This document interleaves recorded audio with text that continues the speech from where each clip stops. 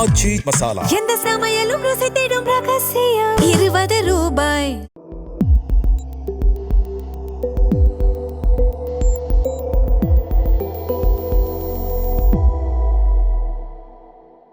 தமிழ் தடம் நேயர்களுக்கு வணக்கம். நம்மோடு உரையாட ஊடகவியலாளர் திரு கேப்ரியல் இணைந்திருக்காங்க. வாங்க பேசலாம். வணக்கம். வணக்கம். தமிழ்நாட்டுல வர 23 எலெக்ஷன், அதற்கு முன்பாகவே 3 மாநிலத்துல எலெக்ஷன் நடக்குது. ஸோ ஏப்ரல் 9ஆம் தேதி பாண்டிச்சேரி, கேரளா, அசாம் ஆகிய 3 மாநிலத்துக்கு தேர்தல் நடக்குது. நம்மளுடைய பக்கத்து மாநிலமான கேரளாவில் கொஞ்சம் இன்ட்ரெஸ்டிங்கான எலெக்ஷன் தான். ஏன்னா இந்திய கூட்டணி, அதாவது இந்தியா கூட்டணின்னு சொல்லக்கூடிய அந்த கூட்டணியில் இருக்கக்கூடிய 2 கட்சிகளும் மோதிக்கொள்ளக்கூடிய விஷயங்கள். ராகுல் கம்யூனிஸ்ட பாஜகவுடைய பி டீம் பண்றாரு, கம்யூனிஸ்டுகள் காங்கிரஸ பாஜகவுடைய பி டீம் பண்றாங்க. இதற்கு நடுவில் பாஜக ஒரு தனி முனையோடு அவங்க ஒரு தனி ஃபோர்ஸா அவங்க செயல்படுறாங்க. மொத்தம் 3 முனையாக களம் இருக்கு. ஸோ இப்படி பாக்குறீங்க கேரளாவுடைய தேர்தல்? முதல்ல வீடியோக்குள்ள போறதுக்கு முன்னாடி ஒரு சின்ன அனௌன்ஸ்மெண்ட்னா, லெட்ஸ் டாக் சினிமா அப்படின்ற ஒரு சேனல் ஸ்டார்ட் பண்ணிருக்கோம். ஏற்கனவே அனௌன்ஸும் பண்ணியிருந்தோம். இப்போ அந்த சேனல்ல சில வீடியோஸ் நாங்க அப்லோட் பண்ணிருக்கோம். நல்ல நீளமான டிஸ்கஷன்ஸ், குறிப்பா லாரன்ஸ் ஆஃப் அரேபியா, அப்புறம் காட்ஃபாதர் மூவி, அப்புறம் இப்போ ரீசெண்டா சேவிங் பிரைவேட் ரயான் அப்படின்ற படத்தை பத்தியும் பேசியிருக்கோம். எல்லாமே ரொம்ப நீளமான வீடியோஸ், டீப்பா ஒவ்வொரு படங்கள் பத்தி பேசியிருக்கோம். ஸோ அந்த சேனல்ல போய் பாருங்க. அந்த வீடியோஸ்க்கான லிங்க்ஸை நாங்க டிஸ்கிரிப்ஷன்ல ஷேர் பண்றோம். வீடியோஸையும் பாருங்க, சேனலை சப்ஸ்கிரைப் பண்ணுங்க. இப்ப நம்ம வரலாம், கேரளாக்குள்ள வருவோம். இப்ப கேரளாவை பொறுத்தளவுல மும்முனை போட்டி நடக்குது. எல்டிஎஃப் ஒரு சைட்ல இருக்காங்க, யூடிஎஃப் ஒரு சைட்ல இருக்காங்க, அப்புறம் என்டிஏ இருக்காங்க. எல்டிஎஃப் பொறுத்தளவு லெப்ட், யூடிஎஃப் காங்கிரஸ் தலைமையிலான ஒரு கூட்டணி, என்டிஏ பாஜக தலைமையிலான கூட்டணி. ட்ரெடிஷ்னலா கேரளா எப்படி இருந்திருக்குன்னா, ஒரு தடவை எல்டிஎஃப் ஜெயிக்கிறாங்கன்னா இன்னொரு தடவை யூடிஎஃப் ஜெயிப்பாங்க, மாத்தி மாத்தி தான் ஜெயிச்சுட்டு இருப்பாங்க. ஆனா 2016லயும் எல்டிஎஃப் ஜெயிக்கிறாங்க, 2021லயும் ஜெயிக்கிறாங்க. சோ அந்த வகையில 2021ல எல்டிஎஃப் ஜெயிச்சது பார்த்தோம்னா பெரிய ஒரு சாதனையா பார்க்கப்பட்டது. ஏறக்குறைய ஒரு 40 ஆண்டுகளுக்கு அப்புறம் அது நடக்குது. பொதுவா அங்க வின்னிங் மார்ஜின் ரொம்ப கம்மியா தான் இருக்கும். எல்டிஎஃப் ஜெயிச்சாலும் சரி, யூடிஎஃப் ஜெயிச்சாலும் சரி, ரொம்ப சின்ன தின் மார்ஜின்ல தான் ஜெயிப்பாங்க. அந்த பேலன்ஸ் பார்த்தோம்னா இப்ப மாறிடுச்சு. கேரளாவில் இருக்கக்கூடிய அரசியல் கணக்குகள்லாம் மாறுறத பார்க்க முடியுது. இதுக்கு நிறைய காரணங்கள் இருக்கு. கேரளால ஓவராலா பொலிட்டிக்கல் லேண்ட்ஸ்கேப்பே மாறி இருக்கு. சோசியலாவும் கிரவுண்ட்ல கேரளால நிறைய மாற்றங்கள் பார்த்தோம்னா நடந்துட்டு இருக்கு. ஸோ அந்த வகையில இது ரொம்ப இன்ட்ரெஸ்டிங்கான ஒரு எலெக்ஷன். பாஜகவும் ஓரளவுக்கு குரோ ஆயிருக்கு. இந்த விஷயங்கள் எல்லாத்தையும் நம்ம இப்ப வரிசையா பார்க்கலாம். ஒண்ணு பார்த்தோம்னா பாஜகவோட குரோத்தை பார்க்க முடியுது. உள்ளாட்சியிலே அவங்க நல்லா பெர்ஃபார்ம் பண்ணியிருந்தாங்க. லோக்சபாலையும் பார்த்தோம்னா 24ல சுரேஷ் கோபி அங்க ஜெயிச்சாரு. அது பெரிய வெற்றியா பார்க்கப்படுது. 2016ல ஒரு எம்எல்ஏ ஜெயிக்கிறாரு, தொகுதி பேர் எனக்கு மறந்துடுச்சு, ஒரு நல்ல ஒரு தொகுதி, பாஜக ஒருத்தர் ஜெயிக்கிறாரு. அப்ப பெரிய ஒரு ஹைப் கொடுக்கப்பட்டுச்சு. அப்புறம் 2021ல பாஜகனால சீட்ஸ் எதுவும் ஜெயிக்க முடியல. ஆனா நீங்க நல்லா கவனிச்சீங்கன்னா, இந்த லாஸ்ட் ஒரு 20 இயர்ஸ்ல எடுத்துக்கிட்டீங்கன்னா பெரும்பாலும் பாஜகவோட ஓட் ஷேர் அரௌண்ட் 5% தான் இருக்கு. அதுக்கப்புறம் 2016ல பெரிய ஒரு ஜம்ப் ஏற்படுது.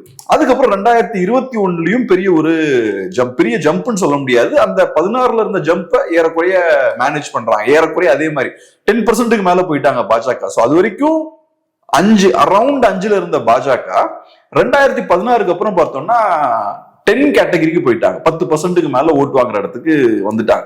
ஏறக்குறைய இதே விஷயம் தான் வெஸ்ட் பெங்காலையும் நடந்தது. வெஸ்ட் பெங்காலையும் பார்த்தோம்னா கடந்த ஒரு 20 ஆண்டுகள்ல பார்த்தீங்கன்னா, தொடக்க காலத்துல பார்க்கும்போது அங்க 2%, 5% தான் பாஜக வாங்கிட்டு இருந்தாங்க. 2016ல ஒரு டக்குன்னு ஒரு பெரிய ஜம்ப் வருது. 21ல பெரிய ஒரு ஜம்ப் வருது.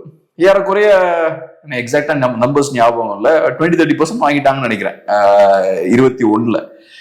அதுக்கப்புறம் இப்ப பார்த்தோம்னா டிஎம்சிக்கும் பிஜேபிக்கும் தான் போட்டி அப்படின்ற சூழல் இப்போதைக்கு இருக்கு. சோ இப்ப இது ஒரு பெரிய மாற்றம் நடந்திருக்கு. ரெண்டாவது இன்னொரு முக்கியமான மாற்றம் என்னன்னா, ட்ரெடிஷ்னலா மைனாரிட்டி ஓட்ஸ் யூடிஎஃப்க்கு போகும். முஸ்லிம் ஓட்ஸும் கிறிஸ்டின் ஓட்ஸும் பார்த்தோம்னா யூடிஎஃப் கிட்ட இருக்கும். குறிப்பா முஸ்லிம் லீக், இந்தியன் யூனியன் முஸ்லீம் லீக், IUML இல்லையா, அந்த கட்சியெல்லாம் யூடிஎஃப்ல தான் இருப்பாங்க. சோ மைனாரிட்டி ஓட்ஸ் பார்த்தோம்னா கிறிஸ்டின் ஓட்ஸும் சரி முஸ்லீம் ஓட்ஸும் சரி காங்கிரஸ் யூடிஎஃப்க்கு போயிடும், காங்கிரஸ் கூட்டணிக்கு போயிடும். எல்டிஎஃப் பொறுத்தளவுல ஈழவா கம்யூனிட்டி எல்லாம் சொல்லுவாங்க, ஒரு பெரிய கம்யூனிட்டி, அந்த கம்யூனிட்டி ஓட்ஸ் எல்லாம் மோஸ்ட்லி எல்டிஎஃப்க்கு போகும். அது போக தலித் ஓட்ஸா இருக்கலாம். மைனாரிட்டிஸ்லயே ஒர்க்கிங் கிளாஸ் மைனாரிட்டிஸ் இருப்பாங்கல்ல, இந்த தோட்டத்துல வேலை பார்க்கறவங்க எல்லாம் இருப்பாங்க இல்லையா, அவங்க எல்லாம் பார்த்தோம்னா எல்டிஎஃப்க்கு ஓட் போட்டு இருந்தாங்க. இந்த பேலன்ஸ் இப்ப மாற ஆரம்பிக்குது. குறிப்பா இப்ப கிறிஸ்டியன் பாப்புலேஷன் அங்க கம்மியாக ஆரம்பிக்குது. சோ கிறிஸ்டியன் பாப்புலேஷன் கம்மியாகும் போது கிறிஸ்டியன்ஸ் ஒரு இன்செக்யூரிட்டி ஏற்படுது. அது போக பார்த்தோம்னா ஐயுஎம்எல் டாமினேஷன் யூடிஎஃப்ல அதிகமாயிட்டு இருக்கு அப்படின்ற ஒரு ஃபீலிங்கும் இருக்கு. அதை பார்த்தோம்னா எல்டிஎஃப் இருக்காங்க இல்லையா கம்யூனிஸ்டுகள், அத கொஞ்சம் பெருசா அவங்க பூதாகரமா காட்டுற வேலையும் பாக்குறாங்க. ஐயுஎம்எல் ரொம்ப ஒரு பிற்போக்குத்தனமான ஒரு கட்சியா இருக்கு. இப்ப ரீசெண்டா பாத்தீங்கன்னா ரீசெண்டா ஒரு இஷ்யூ நடந்தது. ஐயுஎம்எல் லீடர் ஒருத்தர் கம்யூனிஸ்ட் லீடர் ஒரு ஃபீமேல் லீடரை வந்து கொஞ்சம் ஒரு தவறான முறையில விமர்சிப்பார். அவங்க அழக வச்சு வாக்குகள் வாங்குறாங்க, அவங்க செயல்பாட்டை வச்சு வாக்குகள் வாங்கல அப்படின்ற மாதிரி பேசிடுவாங்க. அதுக்கப்புறம் ஐடுவா இருக்காங்க இல்லையா சிபிஐஎம் மகளிர் அணி, அவங்க எல்லாம் பார்த்தோம்னா பெரிய எதிர்ப்பெல்லாம் தெரிவிச்சாங்க. சோ இந்த மாதிரியான விஷயங்கள்லாம் யூஸ் பண்ணி ஐயுஎம்எல் அப்படின்ற கட்சி வந்து ஒண்ணு பிற்போக்குத்தனமான கட்சி அப்படின்ற ஒரு தோற்றத்தை ஏற்படுத்திட்டு இருக்காங்க. ரெண்டாவது, காங்கிரஸ் பார்ட்டி முஸ்லிம்ஸுக்கு எதிராக செயல்படுறாங்க, காங்கிரஸ் பார்ட்டி ஒரு சாஃப்ட் ஹிந்துத்துவா பார்ட்டியா இருக்காங்க அப்படின்ற ஒரு நரேட்டிவையும் கேரளால கம்யூனிஸ்டுகள் கட்டமைச்சிட்டு இருக்காங்க. அது போக பார்த்தோம்னா சிஏஏ என்ஆர்சி இந்த மாதிரியான இஷ்யூஸ்ல காங்கிரஸ் பார்ட்டி ஸ்ட்ராங்கா நிக்கல. இப்படியான விஷயங்களை கேரளால கம்யூனிஸ்டுகள் பண்றாங்க. சோ அங்க இருக்கக்கூடிய முஸ்லீம் ஓட்ஸ் பார்த்தோம்னா இந்த பக்கம் நிறைய ஷிஃப்ட் ஆயிருக்காங்க. குறிப்பா 21ல பார்த்தோம்னா கிறிஸ்டின் ஓட்ஸ் நிறைய ஷிஃப்ட் ஆகுறாங்க. அதே மாதிரி முஸ்லீம் ஓட்ஸும் பார்த்தோம்னா லெஃப்ட்டுக்கு ஷிஃப்ட் ஆகுறாங்க. சோ ட்ரெடிஷ்னலா கிறிஸ்டியன்ஸும் முஸ்லிம்ஸும் யூடிஎஃப்க்கு ஓட் போட்டாங்க. அந்த ஓட்ஸ் பார்த்தோம்னா இப்ப இங்க ஷிஃப்ட் ஆகுது. நான் சொன்ன இந்த மாற்றங்கள்லாம் ஏற்பட்டனால அந்த ஓட்ஸ் வந்து இங்க ஷிஃப்ட் ஆகுது. அந்த ஓட்ஸ் இங்க ஷிஃப்ட் ஆகும்போது காங்கிரஸுக்கு பயம் வருது. சோ அதனாலதான் நீங்க சொன்ன விஷயங்கள்லாம் ராகுல் காந்தி பண்றாரு. ராகுல் காந்தியும் சரி கார்கேவும் சரி இங்க வரும்போது காங்கிரஸுக்கும் கம்யூனிஸ்டுகளுக்கும் பாஜகவுக்கும் அண்டர் கிரவுண்ட் டீலிங் இருக்கு, ரெண்டு பேரும் சேர்ந்து செயல்படுறாங்க அப்படின்னு சொல்றாரு. பாஜகவை கேட்டா லெப்டுக்கும் காங்கிரஸுக்கும் ஒரு அண்டர் கிரவுண்ட் டீலிங் இருக்கு அப்படின்னு பாஜக சொல்றாங்க. அதுக்கப்புறம் பினராயி விஜயன் பார்த்தோம்னா அதுக்கு ஒரு பதிலடி எல்லாம் கொடுக்குறாரு. இந்த மாதிரியான விஷயங்கள் போகுது. சோ இப்ப யூடிஎஃப் பொறுத்தளவுல நம்ம ஓட்ஸ் அங்க ஷிஃப்ட் ஆகுதுன்னு தெரியுது. அதை கவுண்டர் பண்றதுக்கு தான் பாஜகவை இன்னைக்கு அவங்க கம்யூனிஸ்டுகளோட கனெக்ட் பண்ணி அவங்க பேசுறாங்க. அதுபோக இன்னொரு முக்கியமான விஷயம் என்னன்னா, யூடிஎஃப்ல கேரளா காங்கிரஸ் எம்னு ஒரு பார்ட்டி இருக்கு. கேரளா காங்கிரஸ்ன்ற பார்ட்டி ரெண்டா ஸ்பிளிட் ஆகுது. அதுல எம்ன்ற ஒரு ஃபேக்ஷன் இருக்கு. மோஸ்ட்லி கிறிஸ்டியன் ஓட்ஸை கொண்டு வரது அவங்க தான். அவங்களுக்கு காங்கிரஸோட பிரச்சனை வருது. சோ அவங்க என்ன பண்றாங்க, எல்டிஎஃப்ல போய் சேர்ந்துடுறாங்க. அது நடக்கும்போது கிறிஸ்டியன் ஓட்ஸும் சேர்ந்து அங்க டிரான்ஸ்பர் ஆகுது. அப்புறம் அது போக நான் சொன்ன மாதிரி சோசியலாஜிக்கலா நிறைய மாற்றங்கள் ஏற்படுது. கிறிஸ்டியன் ஓட்ஸுமே கம்மியா இருக்கு, அவங்களோட பாப்புலேஷன் கம்மியாகும், ஓட்ஸ் கம்மியாகுது. அப்ப நேச்சுரலா என்ன நடக்கும், யூடிஎஃப் ஓட்ஸும் இப்ப கம்மியாகுது இல்ல நேச்சுரலா. இந்த சிக்கல்கள்லாம் யூடிஎஃப்க்கு ஏற்படுது. சோ இப்ப கருத்து கணிப்பு முடிவுகள் நிறைய வருது. இப்பயும் பார்த்தோம்னா டஃப்பான நெக் டு நெக் ஃபைட்டா தான் இருக்குன்றாங்க. இப்ப 2016ல பார்த்தோம்னா 91 சீட்ஸை வந்து எல்டிஎஃப் வாங்குறாங்கன்னு நினைக்கிறேன். 140 சீட்ஸ் மொத்தம் இருக்கு, அதுல 91 சீட்ஸ் எல்டிஎஃப் வாங்குறாங்க. 2021ல எல்டிஎஃப் இது சீட் ஷேர் இன்க்ரீஸ் ஆகுது, 99 அது இன்க்ரீஸ் ஆகுது 2021ல. சோ டெக்னிக்கலா பார்த்தோம்னா 2021ல எல்டிஎஃப் தோத்துருக்கணும், ஆனா அவங்களோட ஓட் ஷேர் இன்க்ரீஸ் ஆகுது. இப்ப வரக்கூடிய கருத்து கணிப்புகள் சொல்லக்கூடிய விஷயமும் என்னன்னா, ஓரளவுக்கு டஃப்பான ஒரு ஃபைட்டா தான் இருக்கும் அப்படின்ற மாதிரி சொல்றாங்க. இது ஈஸியா இருக்காது யூடிஎஃப்க்கு அப்படின்ற மாதிரி சொல்றாங்க. ஏன்னா நான் சொன்ன இந்த பிரச்சனைகள்லாம் இருக்குல்ல, அதெல்லாம் இப்பயும் இருக்கு. கிறிஸ்டின் ஓட்ஸ் நிறைய ஷிஃப்ட் ஆயிருக்கு, இந்த முஸ்லிம் ஓட்ஸ் கொஞ்சம் அங்க ஷிஃப்ட் ஆயிருக்கு. இந்த மாதிரியான ஃபேக்டர்ஸ்லாம் இப்பவும் அங்க உயிர்ப்போட தான் இருக்கு. சோ அதனால யூடிஎஃப்க்கு இது சிக்கலான ஒரு தேர்தல். பட் கண்டிப்பா ஜெயிச்சே தீரணும் அப்படின்ற ஒரு கட்டாயம் அங்க இருக்கு. அப்புறம் முக்கியமா இன்னொரு விஷயம் என்னன்னா, எல்டிஎஃப்க்கு ஸ்ட்ராங்கான ஒரு சிஎம் கேண்டிடேட் இருக்காரு. விஜயன் வந்து இன்னைக்கு ஒரு ஸ்ட்ராங்கான ஒரு பர்சனாலிட்டியா எஸ்டாப்ளிஷ் ஆயிட்டார். யூடிஎஃப்ல ஸ்ட்ராங்கான ஒரு சிஎம் கேண்டிடேட்டும் இல்ல, ஒரு ஸ்ட்ராங்கான ஒரு ஃபேஸும் இல்ல. இந்த ஃபேக்டர்ஸ் எல்லாம் சேர்ந்து நிறைய சிக்கல்களை ஏற்படுத்துது அவங்களுக்கு. இப்போ காங்கிரஸ் வந்து இந்தியா முழுக்க பல மாநிலங்கள்ல அவங்க அதிகாரத்தை லூஸ் பண்றாங்க. அவங்களுக்கு ஒரு பேஸ் இருக்கு அப்படின்னா அது சவுத் தான். தெலுங்கானா, கர்நாடகா அப்படின்னு ஒரு பேஸ் வச்சிருக்காங்க. இப்ப கேரளால அவங்க திரும்ப 3வது முறையாக ஆட்சியை பிடிக்க முடியல அப்படின்னா சோ கையை விட்டு போயிடும் கேரளா. அப்போ காங்கிரஸ் கையை விட்டு கேரளா போகுது அப்படின்னா அந்த இடத்த பிஜேபி ஃபுல் பண்ணுவாங்களா, எப்படி பாக்குறீங்க? இப்ப காங்கிரஸ் பார்ட்டி கேரளா ரொம்ப அவசியம். ஏன்னா காங்கிரஸ் பார்ட்டி ஒவ்வொரு மாநிலத்தையே இழந்துகிட்டே இருக்காங்க. இன்னைக்கு தமிழ்நாடு கையை விட்டு போயாச்சுன்னா அவ்வளவுதான், போனதுதான், திரும்ப கைக்கு வரப்போறதே கிடையாது. யூபி அந்த மாதிரிதான், அந்த மாதிரி நிறைய மாநிலங்கள் இருக்கு. கையை விட்டு போனதுதான், திரும்ப வராது. அந்த வகையில இன்னொரு தேர்தல்ல கேரளால தோக்குறாங்கன்னா அந்த மாநிலமும் போனதுதான், திருப்பி கைக்கு வராது. அதனால காங்கிரஸ் பார்ட்டிக்கு இந்த தேர்தல் ரொம்ப அவசியம். கண்டிப்பா அந்த மாநிலத்துல ஜெயிக்கணும் அப்படின்ற கட்டாயம் இருக்கு. ஆனா என்ன கணக்குனா, இப்ப நான் ஏற்கனவே சொன்ன மாதிரி 2016 பார்த்தோம்னா பிஜேபிக்கு என்டிஏவுக்கு பார்த்தோம்னா ஓட் ஷேர் அரௌண்ட் 10% தான் இருக்கு. 2021 கேரளால அரௌண்ட் ஒரு 10% இருக்கு. அதுக்கு முன்னாடி பார்த்தோம்னா ஏறக்குறைய 5% தான் இருக்கு. 2000 இருந்து நீங்க கணக்கு பண்ணீங்கன்னா ஒவ்வொரு தேர்தலையும் ஏறக்குறைய 5% தான் என்டிஏவுக்கு ஓட்டு இருக்கு. ஆனா 16லயும் 21லயும் வாக்கு சதவீதம் அதிகரிக்குது. அதே மாதிரி வெஸ்ட் பெங்கால்லையும் இதே பேட்டர்ன் நீங்க பார்க்கலாம். வெஸ்ட் பெங்கால்லையும் பாத்தீங்கன்னா 2000 இருந்து பாத்தீங்கன்னா 3 தேர்தல்ல அவங்களோட வாக்கு சதவீதம் 2-5% தான் இருக்கு. அதுக்கப்புறம் 2016 படார்னு ஏறுது.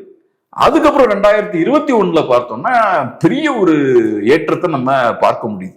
இந்த மாற்றத்துக்கான முக்கியமான காரணம் என்னன்னு பார்த்தோம்னா 2014 பிஜேபி ஜெயிக்கிறாங்க, மத்தியில அதிகாரத்துக்கு வராங்க. அதுக்கப்புறம் பிஜேபிக்கு இந்தியா முழுக்க பெரிய ஒரு பூஸ்ட் கிடைக்குது.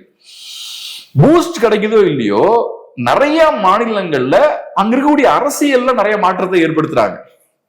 குறிப்பா தமிழ்நாட்டுல பார்த்தோம்னா பாஜக 2014 ஜெயிச்சதுக்கு அப்புறம் பாஜக எதிர்ப்பு அரசியல் இங்க தீவிரமடைய ஆரம்பிக்குது. அது திமுகவுக்கு பெரிய வரப்பிரசாதமா மாறுது. இன்னைக்கு அதிமுகவுக்கு சிக்கலே என்னன்னா பாஜகவோட அலையன்ஸ் எங்கனால அவங்களுக்கு கூட்டணி கட்சிகள் எல்லாம் போக மாட்டேங்கிறாங்க. சோ பாஜகவோட வரத்து ஒவ்வொரு மாநிலங்கள்லயும் நிறைய மாற்றங்களை ஏற்படுத்துது. இன்னைக்கு திமுக பாஜக வச்சுதான் ஓட்டிட்டு இருக்காங்க. கண்டிப்பா இந்த மாதிரி கேரளாலையும் பார்த்தோம்னா இன்னைக்கு 2014 அவங்க ஜெயிக்கிறாங்க. 2016 பிஜேபியோட growth பார்த்தோம்னா 10+% ஆகுது. அதுக்கப்புறம் ஏறக்குறைய 11% நினைக்கிறேன் 21. அதே மாதிரி வெஸ்ட் பெங்கால்லையும் பார்த்தோம்னா வாக்கு சதவீதம் அதிகமாயிட்டு. சோ பாஜக நேஷனல் லெவல்ல ஸ்ட்ராங் ஆகும் போது மைனாரிட்டிஸ்க்கு ஒரு அச்சுறுத்தல் வருது. குறிப்பா முஸ்லிம்ஸுக்கும் கிறிஸ்டியன்ஸுக்கும் ஒரு அச்சுறுத்தல் வருது. சோ இப்ப முஸ்லிம்ஸ் என்ன யோசிக்கிறாங்க, காங்கிரஸ் பார்ட்டி கடுமையா பாஜகவை கையாளணும்னு நினைக்கிறாங்க.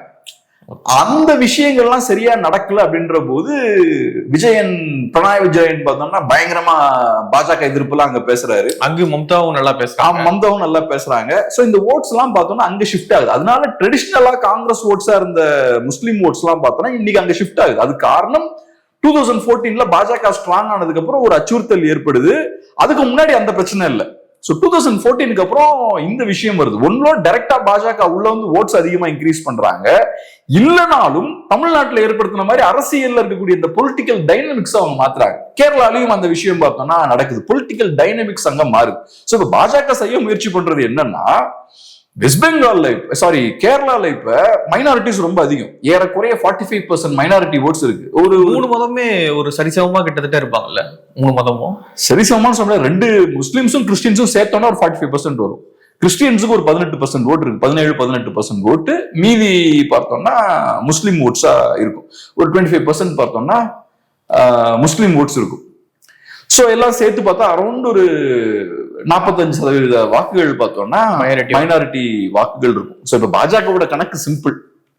நம்ம மெஜாரிட்டி கன்சால்டேஷனை கொண்டு வந்துட்டோம்னா ஏதாவது ஒரு கட்சி பார்த்தோம்னா மைனாரிட்டி ஓட்ஸை கையில வச்சுக்கும், இன்னொரு கட்சி ஹிந்து மெஜாரிட்டி ஓட்ஸை வச்சுக்கலாம். இன்னைக்கு வெஸ்ட் பெங்கால் தான் நடந்துட்டு இருக்கு. வெஸ்ட் பெங்கால்ல மைனாரிட்டி ஓட்ஸ் பார்த்தோம்னா ஏறக்குறைய 30% அங்க. குறிப்பா முஸ்லீம் ஓட்ஸ் அங்க ரொம்ப அதிகம். 28% பார்த்தோம்னா முஸ்லீம் ஓட்ஸ். சோ பாஜக என்ன பண்றாங்க, மெஜாரிட்டி கன்சால்டேஷனை முயற்சி பண்றாங்க. அப்ப மைனாரிட்டி ஓட்ஸ் பார்த்தா 30% ஓட்ஸ் வந்து மம்தாவுக்கு போயிடும். மீதி உள்ளவங்க எல்லாம் இங்கதான் வந்து ஆகும். அப்ப அது ஒரு பாஜக இன்னைக்கு எதிர்கட்சி ஆயிரம், நாளைக்கு ஆளுங்கட்சி ஆயிரலாம். இங்கேயும் அதே மாதிரிதான். சோ மைனாரிட்டி ஓட்ஸ் ஒரு கட்சிக்கு கீழே கொண்டு போயாச்சுன்னா இவங்க நாளைக்கு பவருக்கு வர்றது சாத்தியப்பட்டு போயிடும். சோ கேரளால இப்ப மைனாரிட்டி ஓட்ஸுக்கு தெரியுது, நம்ம 2ஆ ஸ்பிளிட் ஆனோம்னா நமக்கு பிரோஜனம் இல்லை. அப்ப ஏதாவது ஒரு சைடு தான் போய் ஆகணும். சோ அதனால இப்ப வேகமா பார்த்தோம்னா மைனாரிட்டி ஓட்ஸ் அந்த சைடு போறத பார்க்க முடியுது. இது நெக்ஸ்ட் ஸ்டேஜ் போகுமான்னு எனக்கு தெரியல. நெக்ஸ்ட் ஸ்டேஜ் இது போய் எல்லா எல்டிஎஃப்ல போய் அந்த ஓட்ஸ் எல்லாம் கன்சாலிடேட் ஆகுதுன்னு வச்சுப்போம், மைனாரிட்டி ஓட்ஸ்லாம். அது பெரிய ஒரு சிக்கலை யூடிஎஃப்க்கு ஏற்படுத்தும். அது நடக்குமான்னு தெரியல. இப்போதைக்கு நிறைய கருத்து கணிப்பு சொல்ற விஷயம் என்னன்னா யூடிஎஃப் ஜெயிக்கிறதுக்கான வாய்ப்பு இருக்குன்னு சொல்றாங்க. இந்த கருத்து கணிப்புகள்லாம் உண்மையா இருக்குமானால் அப்ப ஓகே, அந்த பழைய டைனமிக்ஸ் ஓரளவுக்கு தாக்கு பிடிக்குதுன்னு அர்த்தம். அந்த பழைய இருந்த அந்த இக்குவேஷன் வந்து ஓரளவுக்கு இப்பயும் இருக்குன்னு அர்த்தம். பட் வரட்டும், இந்த ரிசல்ட் தான் நமக்கு தெரியும் என்ன நடக்குது அப்படின்ற விஷயம். ஆனா இந்த எலெக்ஷன்ல பாஜக பவருக்கு வர்றதுக்கு வாய்ப்பு கிடையாது. எல்லா கருத்து கணிப்புமே அதை கிளியரா சொல்றாங்க. யூடிஎஃப் ஜெயிக்க வாய்ப்பு இருக்குன்றாங்க, சில பேர் தின் மார்ஜின்ல ஜெயிப்பாங்கன்றாங்க, சில கருத்து கணிப்புகள் எல்டிஎஃப் ஜெயிக்கிறதுக்கு வாய்ப்பு இருக்குன்றாங்க. ஆனா எல்லாருமே ஒரு விஷயத்தை தெளிவா சொல்றது என்னன்னா பாஜகவுக்கு வாய்ப்பு இல்லை, என்டிஏ ஜெயிக்கிறதுக்கான வாய்ப்பு இல்லை. மேபி 1 to 5 சீட்ஸ் ஜெயிக்கலாம் அப்படின்ற மாதிரி சொல்றாங்க. ஆனா பாஜக குறி வைக்கிறது இந்த போலரைசேஷன் தான். மெஜாரிட்டி கன்சாலிடேஷனை ஏற்படுத்திட்டாங்கன்னா நேச்சுரலா மைனாரிட்டி அந்த பக்கம் தள்ளிடலாம். அப்ப ரெண்டா உடஞ்சிரும். ஏதோ ஒரு கட்சியை இப்ப வெளில போக வேண்டியிருக்கும். இப்ப கன்னியாகுமரியில அதுதான், அங்க மைனாரிட்டி ஓட்ஸ் அதிகமா இருக்கு. சோ அங்க பிஜேபி வளர ஈஸி. மைனாரிட்டிஸ் அங்க நிறைய இருக்கிறனால அவங்களை காட்டி ஹிந்து கன்சால்டேஷனை ஏற்படுத்திடலாம். சோ ஒரு சைட்ல பாஜக இருப்பாங்க, இன்னொரு சைட்ல காங்கிரஸ் இருக்காங்க. ஏறக்குறைய அந்த விஷயத்தை அங்க பண்ண முயற்சி பண்றாங்க. சோ இந்த ஆட்டத்துல காங்கிரஸ் அவங்களோட இடத்தை தக்க வச்சுக்க முயற்சி பண்றாங்க. அதுல சிக்கல் இருக்கு. ஏன்னா காங்கிரஸ் பார்ட்டியை பொறுத்தவரை ரொம்ப ராடிக்கலான ஒரு கட்சி கிடையாது. அவங்க கொஞ்சம் ஒரு மாதிரி சாஃப்டான அரசியல் பண்ணக்கூடிய ஒரு கட்சி, பெருசா ஆக்டிவா செயல்படுற கட்சி எல்லாம் கிடையாது. கம்யூனிஸ்டுகளுக்கு கொஞ்சம் இன்னைக்கு தமிழ்நாட்டுல வீக் ஆயிட்டாங்க. ஆனா ஒரு காலத்துல தமிழ்நாட்டிலையும் பார்த்தோம்னா அவங்க சைஸுக்கு ஏற்ற சவுண்டு கொடுப்பாங்க, கொஞ்சம் அக்ரெசிவா பேசுறதெல்லாம் பண்ணுவாங்க. கேரளால அதை பண்ணுவாங்க. அங்க நல்லா ஸ்ட்ராங்கான ஒரு கேடர் பேஸ் அவங்களுக்கு இருக்கு, தொண்டர் படையெல்லாம் அங்க இருக்கு. சோ அதனால பாஜகவுக்கு எதிராக ஏதாவது செய்யறாங்களோ இல்லையோ, ஆனா செய்யற மாதிரியான ஒரு தோற்றத்தை கம்யூனிஸ்டுகளால் அங்க ஏற்படுத்த முடியும். சோ அந்த வகையில பாஜக எதிர்ப்புன்னு வரும்போது காங்கிரஸை விட எல்டிஎஃப் வந்து இன்னும் மோர் அப்பீலிங்கா இருக்கு. ஓகே, இப்போ பல மாநிலங்களை வந்து பாஜகவை எதிர்க்க மாநில கட்சிகளை தான் மக்கள், சிறுபான்மை மக்கள் தேர்ந்தெடுக்கிறாங்க. திமுக, மம்தா அப்படின்னு மாநில கட்சிகளை தேர்ந்தெடுக்கிறாங்க. ஏன்னா காங்கிரஸ் மீது ஏன் நம்பிக்கை இல்லை எனக்கு தெரியல. ஏன்னா தேசிய அளவு பிஜேபி எதிர்ப்புன்றது ஒரு தேசிய அரசியல். ஆனா காங்கிரஸ் பக்கம் அவங்க போகாம மாநில கட்சிகளை தான் அவங்க நம்பி இருக்காங்க. காங்கிரஸ் மாநில கட்சிகளோடு இருக்கும்பொழுது இன்னும் அதிகமாக அந்த மாநில கட்சிகளோடு இணக்கமாக சிறுபான்மை மக்கள் செல்றாங்க. ஆனா கேரளால கொஞ்சம் ஆப்போசிட்டா இருக்கு. ரெண்டுமே தேசிய கட்சி தான். கம்யூனிஸ்டும் வந்து ஒன்னும் அது சர்வதேசியம் பேசக்கூடிய ஒரு கட்சி, மூணுமே தேசிய கட்சி தான். மூணுமே ஒரு தேசிய கட்சி தான். சோ பிஜேபி அரசியல்ன்றது ஒரு தேசிய அரசியல் தான். இப்போ கம்யூனிஸ்டுகளுக்கு கேரளா விட்டா வேற மாநிலம் கிடையாது. ஆனா காங்கிரஸுக்கு இன்னும் சில நம்பிக்கை இருக்கு, ஹோப் இருக்கு. கொஞ்சம் அவங்க திரும்ப பிஎம் ஆகலாம் அப்படின்ற ஒரு ஹோப் இருக்கு. அப்படி இருக்கும்பொழுது காங்கிரஸ் அவங்க செலக்ட் பண்ணாம சிறுபான்மை மக்கள் ஒரு மாநில கட்சி போல செயல்படக்கூடிய கம்யூனிஸ்ட செலக்ட் பண்றாங்களா? எப்படி பாக்குறது? அவங்களுக்கு தான் லோக்கல்ல பாஜக எதிர்ப்பு தேவை இருக்கு. அதை யார் அக்ரெசிவா பண்றாங்கன்னு அவங்க பாக்குறாங்க. ரெண்டாவது, நீங்க சொன்ன மாதிரி காங்கிரஸுக்கு தேசிய அளவுல மற்ற மாநிலங்களையும் அவங்க போக்கஸ் பண்ணுவாங்க. சோ சிஏஏ, என்ஆர்சிலாம் வரும்போது அவங்க கேரளாவை மட்டுமே கனெக்ட் பண்ணி இதெல்லாம் பண்ண மாட்டாங்க. கம்யூனிஸ்டுகள் அப்படி கிடையாது. வெஸ்ட் பெங்காலும் கேரளாவையும் மட்டும் கனெக்ட் பண்ணுவாங்க. சோ கம்யூனிஸ்டுகளுடைய ஸ்டாண்டு வெஸ்ட் பெங்காலையும் எடுபடும், கேரளாலையும் எடுபடும். ஏன்னா ரெண்டு இடத்துலயுமே மைனாரிட்டிஸ் அதிகமா இருக்காங்க. ஆனா காங்கிரஸ் பார்ட்டி அப்படி செயல்பட முடியாது. சோ காங்கிரஸ் பார்ட்டி எப்பவும் வண்டி ஓட்டுறது பாத்தீங்கன்னா ஒரு சாஃப்ட் இன்டியூட்டிவா ஸ்டாண்டு தான். ஒரு கால் அங்க வச்சுக்கிறது, இன்னொரு கால இங்க வச்சுக்கிறது, அப்படிதான் வண்டியை ஓட்டுவாங்க. கேரளால அது செல்லுபடி ஆகாது. ஏன்னா கேரளால பார்த்தோம்னா நான் சொன்ன மாதிரி முஸ்லீம் பாப்புலேஷன் எஸ்பெஷலி ரொம்ப அதிகம். ஸோ ஐயுஎம் எல்லாம் பார்த்தீங்கன்னா கொஞ்சம் அக்ரெசிவான பார்ட்டி. அப்புறம் பிஎஃப்ஐ இப்ப பேன் பண்ணிட்டாங்க, எஸ்டிபிஐ இருக்காங்க இப்ப அங்க.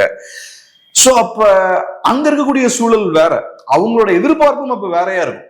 கொஞ்சம் இன்னும் கொஞ்சம் கூட காரசாரமா கட்சி செயல்படும் நினைப்பாங்க. அது காங்கிரஸால முடியாது. ரெண்டாவது, இன்னொரு முக்கியமான விஷயம் என்னன்னா, நீங்க ஒரு பாயிண்ட் கேட்டீங்க, தேசிய அரசியல் சக்திகள் அங்க ஸ்ட்ராங்கா இருக்காங்க அப்படின்ற பாயிண்ட சொன்னீங்க. ஏன் ரீஜனல் பார்ட்டிஸால பெருசா வளர முடியல?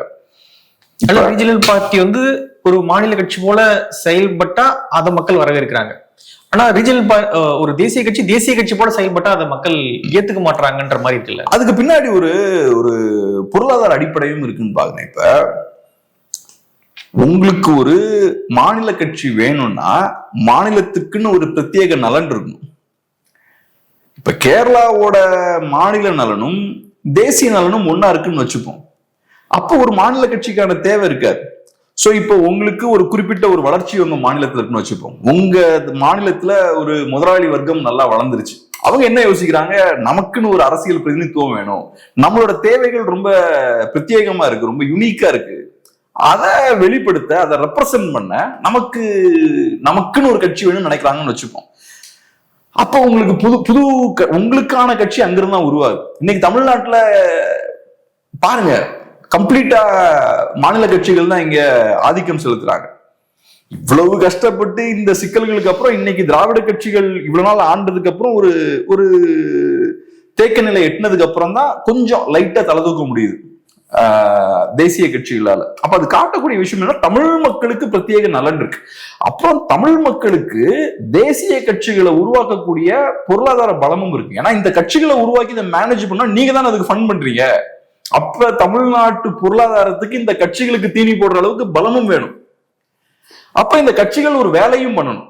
இன்னைக்கு இந்த கட்சிகளுக்கு நிறைய பணத்தை உள்ள பம்ப் பண்றாங்கன்னா இவங்க வேலையும் செஞ்சு கொடுக்குறாங்க. இவங்க யார் ரெப்ரசென்ட் பண்றாங்களோ அவங்களுக்கு ஒரு வேலையும் செய்யறாங்க. சோ இது ரொம்ப முக்கியம். கேரளா எடுத்துக்கிட்டீங்கன்னா ஹிஸ்டாரிக்கலாவே அவங்க டெல்லியோட நல்லா கனெக்ட் ஆயிருந்த ஒரு மாநிலம். நமக்கு பாத்தீங்கன்னா டெல்லியோட ரொம்ப கனெக்ஷன் கம்மி எப்பவுமே. நீங்க நார்த்லாம் போனாலும் நம்மளால கொஞ்சம் குவைட்டா அமைதியா ஓரமா தான் இருப்பாங்க. ஆனா கேரளாக்காரங்க பாத்தீங்கன்னா அதிகார மட்டத்துல எல்லாம் ரொம்ப டாமினண்டான பொசிஷன்ல இருப்பாங்க. அது உலகம் முழுக்க இருக்காங்க. உலகம் முழுக்க இந்தியாவில நல்லா ஸ்ட்ராங் தான். அதுவும் குறிப்பா பாஜக வரதுக்கு முன்னாடி இன்னும் ஸ்ட்ராங்கா இருப்பாங்க. காங்கிரஸ்காரங்க பவர்ல இருக்கும்போது கேரளாக்காரங்களோட பிரசன்ஸ் பார்த்தோம்னா டெல்லியில ரொம்ப அதிகமா இருக்கும். பெரிய பெரிய அதிகாரிகளா இருக்கலாம். அதிகார மட்டத்துல கேரளாவோட இன்ஃபுளுன்ஸ் பார்த்தோம்னா ஸ்ட்ராங்கா இருக்கும். அது நேரு அவர்கள் காலகட்டத்தில இருந்து அது இருக்கும். நம்ம ஆளுங்களுக்கு அது அங்க கிடையாது. சோ அப்ப ஏதோ ஒரு வகையில காங்கிரஸ் பார்ட்டிக்கு ஏற்கனவே அங்க ஏதோ ஒரு வகையில கேரளாக்காரங்களுக்கு ஏற்கனவே அங்க நிறைய இன்ஃபுளுன்ஸ் இருக்கிறனால அவங்களுக்கு இங்க இருக்கக்கூடிய ரீஜனல் பார்ட்டிக்கான தேவை ஏற்படல. ஆனா நமக்கு அது தேவைப்படுது. நம்மளோட நலனை பாதுகாக்க நமக்கு இங்க மாநில கட்சிகள் தேவைப்படுறாங்க. அதனால நம்ம உருவாக்கியிருக்கோம். சோ அதனால இது ஒரு இன்ட்ரெஸ்டிங்கான ஒரு பாயிண்ட் தான். என்னதான் அரசியல் கணக்குகள்லாம் மாறினாலும் அத தேசிய கட்சிகளை வச்சு அவங்களோட தேவைகளை கேரளா மக்கள் பூர்த்தி பண்ணிக்கிறாங்க. இன்னும் அவங்க ஒரு ரீஜனல் பார்ட்டியை நோக்கி அவங்க போகல, இன்னும் இது வரைக்கும் போகல. அது காட்டக்கூடிய விஷயம் என்னன்னா, ஒண்ணு அதுக்கான தேவை அவங்களுக்கு இல்லை அப்படின்றது ஒண்ணு, இது வரைக்கும் ஏற்படலன்றது ஒண்ணு. ரெண்டாவது அதை உருவாக்கணும்னா அதுக்கு தேவையான அந்த ஒரு அந்த பணபலமும் உங்களுக்கு தேவை. ஏன்னா இப்ப காங்கிரஸ் உருவாக்குனது நீங்க இல்ல, அது அங்கிருந்து உருவாகி இங்க எக்ஸ்பேண்ட் ஆகி வருது. ஆனா நீங்க ஒரு மாநில கட்சி உருவாக்கணும்னா உங்க பாக்கெட்ல இருந்து வரணும். நீங்க இங்க இருந்து அதை உருவாக்கணும். இங்க இருக்கக்கூடிய தொழிலாளர் வர்க்கமும் முதலாளி வர்க்கமும் எல்லாம் சேர்ந்து அதை உருவாக்கணும். அதுக்கான ஸ்ட்ரென்த் உங்களுக்கு இருக்கா அப்படின்ற கேள்வியும் இருக்கு. ஓகே, இப்போ பாஜக அங்க முன்னை காட்டிலும் ஒரு வளர்ச்சியை காட்டுறாங்க. அதுக்கு நீங்க சொல்றீங்க மத்திய மேல வந்து அவங்க அதிகாரத்துல இருக்காங்க, மேபி அதனுடைய தாக்கம் இங்க அவங்க வளரலாம். மேபின்னு கூட பார்க்கலாம். நான் ஒரு ஃபேக்டா தான் சொல்றேன். ஏன்னா நீங்க கிளியரா பாருங்களேன், 2014க்கு அப்புறம் பாஜகவோட வளர்ச்சி கேரளாலையும் இருக்கு, வெஸ்ட் பெங்காலையும் இருக்கு. பயங்கரமா ராபிடா குரோ. இது யதார்த்த ஒரு எதிர்ச்சியா நடந்த விஷயம் இல்லைல்ல. அதுக்கு முன்னாடி நடந்த 3 தேர்தல் எடுத்துக்கோங்க 2000க்கு அப்புறம், அதுல குரோத் ரொம்ப ஸ்டாக்னண்டா இருக்கு. சோ அதனால பாஜக மத்தியில அதிகாரத்தை கைப்பற்றினது, பாஜக பெரிய பலம் பெறாம இருந்த மாநிலங்கள் இருக்குல்ல, அங்கேயும் பெரிய தாக்கத்தை ஏற்படுத்துச்சு. 2014 கேரளால பாஜக ஒன்றும் பெரிய கட்சி கிடையாது, ஆனா அங்கேயும் ஒரு பெரிய தாக்கத்தை ஏற்படுத்துச்சு 2014க்கு அப்புறம். வெஸ்ட் பெங்கால்லையும் அப்படிதான், ஈவன் தமிழ்நாட்டுல அப்படிதாங்க. நீங்க தமிழ்நாட்டுல எல்லாம் பாத்தீங்கன்னா எனக்கு ஞாபகம் இருக்கு, 2014க்கு அப்புறம் தான் பாஜக காரங்க எல்லா டிவிலையும் உட்காந்து பேச ஆரம்பிச்சாங்க. அதுக்கு முன்னாடி எல்லாம் பாத்தீங்கன்னா பாஜகன்ற கட்சியை பத்தின பெரிய பேச்சு இருக்காது.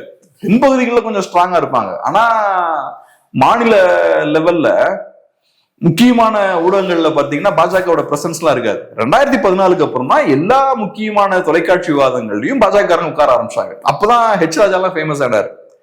இல்லங்கிறனா அப்படின்னு ஒரு இதெல்லாம் பேசுவாரு. ஓகே, இப்போ நான் என்ன கேட்க வரேன்னா, இப்போ பாஜக அங்க ஒரு வளர்ச்சியை காட்டுறாங்க, அதுக்கு வேற சில ஃபேக்டரும் காரணமாக இருக்குமோ நான் நினைக்கிறேன். என்னன்னா இப்போ பெரிய தொழில் வளர்ச்சி கிடையாது கேரளால. அந்த மக்கள் எல்லாமே தமிழ்நாடு வராங்க, இல்லைன்னா கல்ஃபுக்கு போறாங்க, வெளியே கிளம்பிடுறாங்க. பெரிய தொழில் வளர்ச்சி கிடையாது.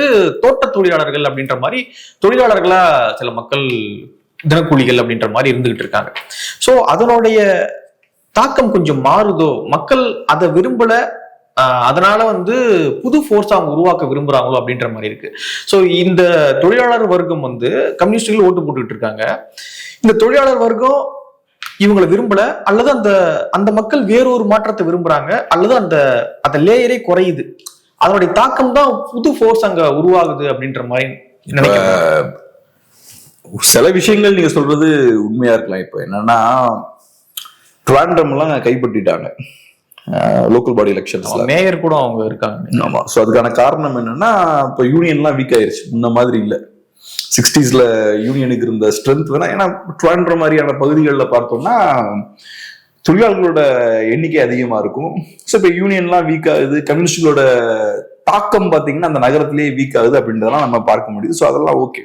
ஆனா ஒண்ணு புரிஞ்சுக்கோங்க, கேரளா வளர்ச்சி அடையாத மாநிலம் கிடையாது. கேரளா இந்தியாலேயே எஜுகேஷன் உள்ளது அதிகமா இருக்கக்கூடிய மாநிலம்.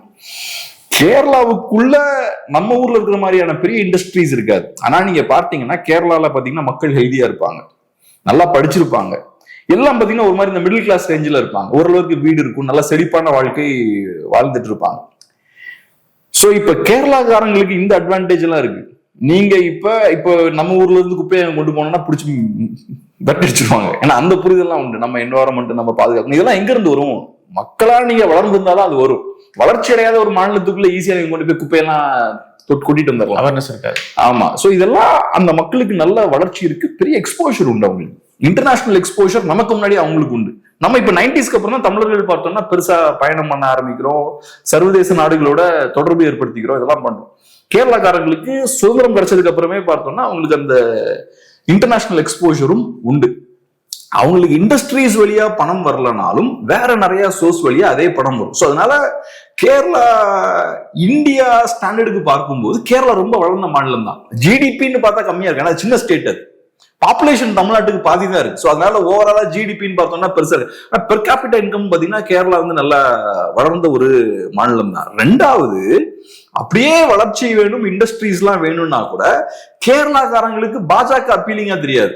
பாஜக ஒன்றும் பெருசா இண்டஸ்ட்ரீஸ் எல்லாம் கொண்டு வந்த கட்சி ஒன்றும் கிடையாது. குஜராத்தை மட்டும் சொல்லலாம். குஜராத்தை அது ஒரு மார்க்கெட்டிங் கேம்பெயின். குஜராத்ல அகமதாபாட போக்கஸ் பண்ணி மோடி அவர்கள் ஒரு கேம்பெயினை ரன் பண்றாரு. பயங்கரமான ஒரு growth இருக்கு குஜராத் மாடல் அப்படின்ற மாதிரி. இப்ப டிரெவிடியன் மாடல் நம்ம இங்க ப்ரொஜெக்ட் பண்றோம். இது ஒரு கேம்பெயின். அது அந்த டைம்ல சூப்பரா பண்ணாங்க. பிளஸ் அந்த டைம்ல பார்த்தோம்னா பெருமுதலாளிகள் மோடி அவர்களை பெருசா சப்போர்ட் பண்ணாங்க. அம்பானிஸா இருக்கலாம். ஸோ ஒரு பிசினஸ் ஃப்ரெண்ட்லி கவர்மெண்ட் வரதை அவங்களும் விரும்பினாங்க. எல்லாம் சேர்ந்து அது ஒரு பெரிய ஒரு பூஸ்ட் அமைஞ்சது. ஆனா பிஜேபியோட ட்ராக் ரெக்கார்டுன்றது குஜராத் மட்டும் கிடையாது, யூபியும் பிஜேபியோட ட்ராக் ரெக்கார்டு நீங்க யூபி வழியாவும் பார்க்கலாம், நீங்க பீகார் வழியாவும் பார்க்கலாம், வேற நிறைய மாநிலங்கள் வழியாவும், நீங்க இந்தியாவில பெருசா வளர்ச்சி அடையாத நிறைய மாநிலங்கள் இருக்குல்ல, அவங்க வழியாவும் நீங்க பிஜேபியோட ட்ராக் ரெக்கார்டை பார்க்கலாம். ஸோ அதனால கேரளாக்காரங்களுக்கு வளர்ச்சி வேணும்ன்ற ஆங்கிள் இருந்து பார்த்தா பிஜேபி பெருசா அப்பீலிங்கா தெரியாது. நம்ம தமிழ்நாட்டு மக்களுக்கு ஏன் வளர்ச்சி வேணும்ன்ற ஆங்கிள் இருந்து பார்க்கும்போது பிஜேபி ஏன் பெரிய அப்பீலிங்கா தெரியல. வேற சில காரணங்களுக்காக பிஜேபி பக்கம் அவங்க போலாம். ஆனா நீங்க வளர்ச்சியை காட்டி தமிழ்நாட்டில் வளர முடியாது பிஜேபினால. அது காரணம் தமிழ் மக்களுக்கு தெரியும். நார்த்ல இருந்து இங்க வரவங்க எப்படி இருக்காங்கன்னு தெரியும். நம்ம இங்க இருந்து அங்க போகும்போது நம்ம மாநிலம் எவ்வளவு வளர்ந்துருக்குன்னு தெரியும். இப்ப நம்ம இதெல்லாம் சொன்னோம்னா பிஜேபி அவங்க தேர்தல் வாக்குறுதி கொடுத்திருக்காங்க. அதுல அவங்க என்ன சொல்றாங்கன்னா, இந்த விழிஞம் துறைமுகம், ஸோ இந்த மாதிரியான இடங்களை பேஸ் பண்ணி நிறைய தொழிற்சாலைகள், அந்த மாதிரியான இண்டஸ்ட்ரீஸ் நம்ம ஃபோக்கஸ் பண்ணி கொண்டு வரலாம் அப்படின்ற மாதிரியான விஷயங்களை சொல்லியிருக்காங்க. இங்க 2000 கொடுக்குற மாதிரி அங்க 3000 வாக்குறுதியும் கொடுத்துருக்காங்க. அதையொட்டி அவங்களுடைய தேர்தல் வாக்குறுதிகள் நிறைய பாத்தீங்கன்னா, தொழிற்சாலைகளை நாங்க இண்டஸ்ட்ரீஸை கொண்டு வருவோம் இங்க அப்படின்ற மாதிரியான வாக்குறுதியிலும் இடம்பெற்று. இப்போ ஒண்ணு என்னன்னா, நம்ம ஊர்ல தான் இருக்கிற மாதிரியான மேனுஃபேக்சரிங் யூனிட்ஸ் எல்லாம் இருக்குல்ல, 15,000 ரூபாய் சம்பளத்துக்கு நிறைய ஃபேக்டரிஸ் எல்லாம் இருக்குல்ல, அதை அவங்க பெருசா என்கரேஜ் பண்ணல. அங்க ஐடி செக்டர்லாம் இப்போ ஓரளவுக்கு வர ஆரம்பிச்சு. என்னோட பாயிண்ட் என்னன்னா, அவங்க நல்லா வளர்ந்த ஸ்டேட். அது வளராத அண்டர் டெவலப்ட் ஸ்டேட் கிடையாது, அது நல்லா வளர்ந்த ஸ்டேட். வளர்ந்த ஸ்டேட்ல இருக்கக்கூடிய மக்களுக்கு நல்ல எக்ஸ்போஜர் இருக்கும். அவங்களுக்கு தெரியும் மற்ற மாநிலங்கள் என்ன இருக்கு இல்லைன்றது அவங்களுக்கு தெரியும். ஸோ அதனால ஒன்றும் இல்லை. இப்போ இங்க இருந்து நீங்க டெல்லிக்கு ரெகுலரா டிராவல் பண்ணி போனீங்கனாலே, நீங்க சவுத் இந்தியாவை தாண்டி அந்த பக்கம் ட்ரெயின்ல போனீங்கன்னா சூழலே மாறிடும். இப்ப நம்ம இதெல்லாம் சொல்லும் போது நம்ம நண்பர்கள் நிறைய பேர் கமெண்ட்ல திட்டுவாங்க, யூபி எவ்வளவு வளர்ந்தது தெரியுமா, யோகி வந்ததுக்கு அப்புறம் அப்படி. யோகியாவது அப்புறம் அதுக்கு முன்னாடி காங்கிரஸ், அதெல்லாம் கேட்கல. ஓவராலா நீங்க எடுத்துட்டீங்கன்னா இன்னைக்கும் தமிழ்நாடோட ஜிடிபியும் யூபியோட ஜிடிபியும் ஏறக்குறைய ஒரே மாதிரிதான் இருக்கு. தமிழ்நாடை விட ஏறக்குறைய 3 மடங்கு பெரிய ஸ்டேட் பாப்புலேஷன் வைஸ் யூபி. அவ்வளவு பெருசு இருந்துகிட்டு ஓவரால் ஜிடிபி பார்த்தா தமிழ்நாடு அளவுக்கு தான் இருக்கு. அப்ப பெர் கேபிட்டா இன்கம் பார்த்தா இன்னும் ரொம்ப குறைவா இருக்கும், ரொம்ப ரொம்ப குறைவா இருக்கும் நம்மளோட கம்பேர் பண்ணும்போது. இத்தனைக்கும் பார்த்தோம்னா இந்த லாஸ்ட் ஒரு 15 இயர்ஸ் நம்ம பெருசா வளரல. நம்ம இந்த 2000s வளர்ந்த அளவுக்கு இப்ப நம்ம வளரலாம். நம்மளோட growth எல்லாம் பார்த்தோம்னா ஓரளவுக்கு ஸ்டாக்னேட் ஆயிருச்சு. ஸ்டாக்னேட்னு சொல்ல முடியாது, கொஞ்சம் ஸ்லோ டவுன் ஆயிடுச்சுன்னு சொல்லலாம். அந்த பெரிய ஒரு ஹைப் இப்ப இல்ல. ஆனாலும் பார்த்தோம்னா நம்மளோட அவங்க ரொம்ப பின்னுக்கு தான் இருக்காங்க. இத்தனைக்கும் பார்த்தா பிஜேபி பவர்ல இருக்காங்க, டபுள் இன்ஜின் சர்க்கார் அங்கெல்லாம் இருக்கு. டபுள் இன்ஜின் சர்க்கார்லாம் இருந்தும் கூட டபுள் இன்ஜின் சர்க்கார் இல்லாத தமிழ்நாட்டை ட்ரிபிள் இன்ஜின் சர்க்கார், ட்ரிபிள் இன்ஜினா உள்ளாட்சியும் இருக்குல்ல, ஆமா, இன்னும் ஓவர்டேக் பண்ண முடியல. சோ அதனால இந்த விஷயம் இருக்குல்ல, இப்ப growthன்னு பார்த்தோம்னா சிம்பிள். இப்ப தமிழ்நாடை நாங்க வளர்த்து காட்டுறோம்னு சொல்றாங்கன்னு வச்சுப்போம். எனக்கு தெரியும், நான் நிறைய நார்தர்ன் ஸ்டேட்ஸ் போயிருக்கேன். நான் ஏறக்குறைய எல்லா ஸ்டேட்ஸுக்கும் நான் டிராவல் பண்ணிருக்கேன். எனக்கு தெரியும் அங்க என்ன மாதிரியான கண்டிஷன்ஸ் இருக்குன்னு. இங்க இருக்க மக்களும் அதே மாதிரி நிறைய பேர் பயணம் பண்ணிருக்காங்க. அதே மாதிரி அங்க இருக்கவங்க நிறைய பேர் இங்க வந்துட்டு இருக்காங்க. அவங்க கிட்டயும் நான் பேசுறேன். அப்ப எனக்கு தெரியும் பொருளாதார ரீதியா நம்ம என்ன லெவல்ல இருக்கோம்னு தெரியும். ரெண்டாவது பேசிக் டேட்டாஸ் நிறைய இருக்கு நம்ம கிட்ட. அப்புறம் அங்க நடக்கக்கூடிய விஷயங்கள்லாம் பார்த்தோம். அதான் நீங்க growth சொல்லி பெருசா உள்ள வர முடியாது. ஆனா கேரளால பாஜக வளர்வதற்கான சூழல் இருக்கு. அது காரணம் என்னன்னா மைனாரிட்டி பாப்புலேஷன் அதிகமா இருக்கு. மைனாரிட்டி பாப்புலேஷன் ஏறக்குறைய 45% இருந்தாலே மெஜாரிட்டி கன்சால்டேஷனுக்கான ஸ்கோப் இருக்கு. அதுவும் இருக்கக்கூடிய மைனாரிட்டி அங்க ஓரளவுக்கு ராடிகலைஸ் ஆகுறாங்கன்னு வச்சுப்போம், அவங்க கன்சால்டேட் ஆகுறாங்கன்னு வச்சுப்போம். அது இன்னும் அதிகமா பாஜக வளர்றதுக்கான ஸ்பேஸை ஏற்படுத்தும், மெஜாரிட்டி கன்சால்டேஷனுக்கான சூழலை அதிகப்படுத்தும். ஆனா எனக்கு என்னமோ கேரளாக்காரங்க குஜராத் மாடலை பார்த்து இம்ப்ரெஸ் ஆவாங்கன்னு தோணல. ஏன்னா அதை விட பெருசா பார்த்திருக்காங்க அவங்க. ஓகே, பார்க்கலாம் என்ன ரிசல்ட் வருதுன்னு. நிறைய விஷயங்களை மூணு பகிர்ந்துக்கிட்டீங்க. நன்றி.